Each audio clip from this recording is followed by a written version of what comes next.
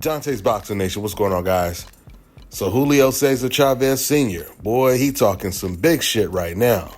He was asked by a reporter, what would have happened in a hypothetical fight with Floyd Mayweather? Chavez, he said, no, I would have beaten the shit out of him. You know what I mean? With all due respect, at my peak, I think with one hand I would have beaten the shit out of Floyd Mayweather. Like he said, you know what I mean? If his uncle, who I knocked out twice, was the one who taught him and was the one who made him, then why couldn't I beat Mayweather?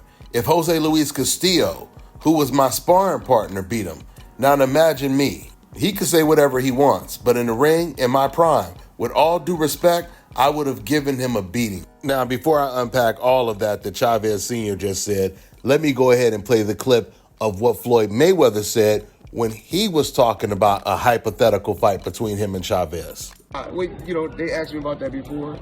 I take my hat off to Julio Chavez, a legendary champion.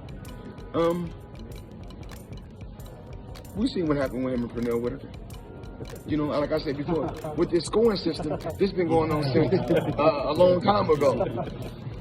But Floyd, if I'm not mistaken, one of my easiest victories, that was Oscar. That was easy. He fought Oscar, right? Mm-hmm. So if he felt he fought Oscar, how old was he? How old was he? He was like 37. No, he wasn't 37 when he fought Oscar. He was a little bit younger. Oh, yeah. 34. Well, do your homework. Look it up. Look it up. I need y'all to look it up right now. Tell me what was his age, and then tell me what was my age when I fought Canelo.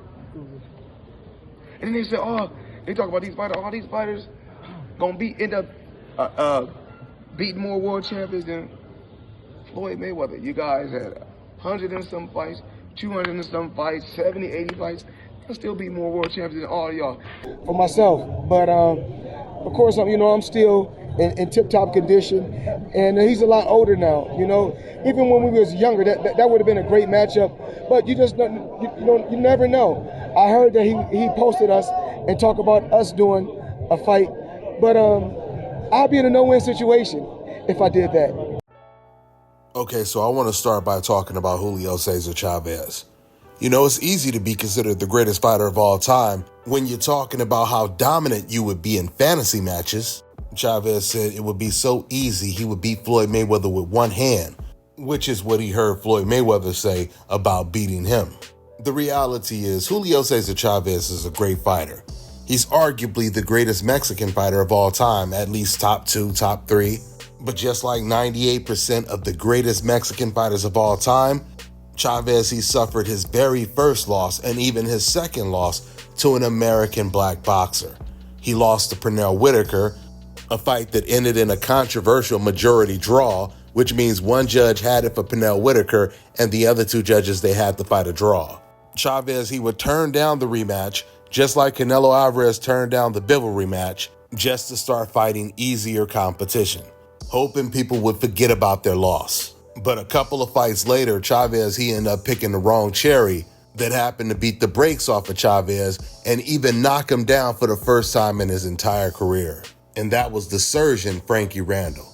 Frankie Randall, he would end up beating Chavez twice, but he didn't get credit for the second fight. They took it from him. Chavez, he had a cut way on the top of his forehead, and he actually quit, which even took the referee by surprise when Chavez started to signal that he wanted to quit because he didn't have any blood going into his eyes. Once again, the cut was way high up on the forehead, so it wasn't going to interfere with his vision. But Chavez, he quit. He wanted to get out of the fight because he knew what was coming. Even in the second fight, the same right hand that knocked down Chavez in the first fight, it buckled Chavez in the rematch. So these were the first two losses on his record, pretty much. Pernell Whitaker and Frankie Randall. So when Chavez talks about beating Floyd Mayweather, he's just talking just to talk because he knows the fight will never happen, at least prime for prime. Chavez knows deep down in his heart he wouldn't have had a chance against a Floyd Mayweather. There's a reason why the American black style of boxing, it continues to evolve, while true Mexican style has pretty much gone extinct. This is the reason why you don't see too many styles like Julio Cesar Chavez's style being successful today in the sport. The truth is, if Chavez was a modern day fighter, fighting the exact way he was fighting, and let's say he was in Floyd Mayweather's division, If Floyd even mentioned his name, fans would be accusing Floyd of cherry picking because it wouldn't even be considered a fair fight, because that original Mexican style is completely tailor-made for a very athletic, highly intelligent, skilled boxer. And it's not just Floyd Mayweather that would have a field day with a Julio Cesar Chavez as an opponent. Many fighters today would walk through Chavez. Now, the fighters that Chavez would give problems to would be fighters that lack defense and they don't have the rhythm and coordination to slip and shoot. By the way, Floyd Mayweather, he was asking how old was Chavez when he fought Oscar De La Hoya. The answer is 34. And Floyd Mayweather was 36, closer to 37 when he fought Canelo Alvarez. Which means even at 34, Chavez couldn't even come close to doing what Floyd Mayweather was doing at 36 and even 38 when he beat Manny Pacquiao. Even a 30-year-old Chavez would not have been able to beat a Manny Pacquiao. As for Chavez saying that he would have beat Floyd Mayweather because he said Castillo beat Floyd Mayweather and Castillo was his sparring partner. First of all, Castillo never beat Floyd Mayweather. He just had a close fight with Floyd Mayweather. It was just a simple case of Castillo doing better against Mayweather than anyone else had did against him. It was Larry Merchant and Jim Lampley that started pushing that narrative that Castillo was robbed, because I remember a week after the fight when they used to replay the fights on HBO before social media, Jim Lampley, he actually admitted, which really surprised me, he said, I guess we were wrong about our scorecards because we end up asking all of the writers around us, and 8 out of the 12 writers that was watching the fight live, they had Floyd Mayweather winning. See, that was the type of honesty you got from old media before they all became influenced by social media. It was a very close fight, but since Larry and Jim were talking about it was a robbery, Floyd Mayweather was the one decided to run it right back. And he completely dominated Castillo in the rematch. Something Chavez didn't want to do when it came to Whitaker. He didn't want to give him a rematch. Castillo has surprisingly even admitted that Floyd Mayweather had hurt him in the first fight. He admitted this in an interview. So when Floyd Mayweather heard that, he immediately said, oh, he shouldn't have said that, especially going into the second fight. Chavez compared himself to Castillo, saying because Castillo gave Floyd a good fight, that means that he would have beat Floyd. But styles make fights, and Castillo did not have a Chavez style. He was what I call an aggressive counterpuncher. He had a better defense than a Chavez. Castillo wouldn't let you hit him with 5 or 6 punches just so he could land his 2 or 3. Castillo had a very deceptive style. He mastered the art of being able to hit you at the same time you're throwing a punch at him. But at the end of the day, Floyd Mayweather, he figured him out just like he figured all of his opponents out. Chavez is far more predictable than a Jose Luis Castillo. So with all of that being said, I'm not saying that he wouldn't have been able to beat any of the top guys. I'm not saying that he wouldn't have been able to win a title today.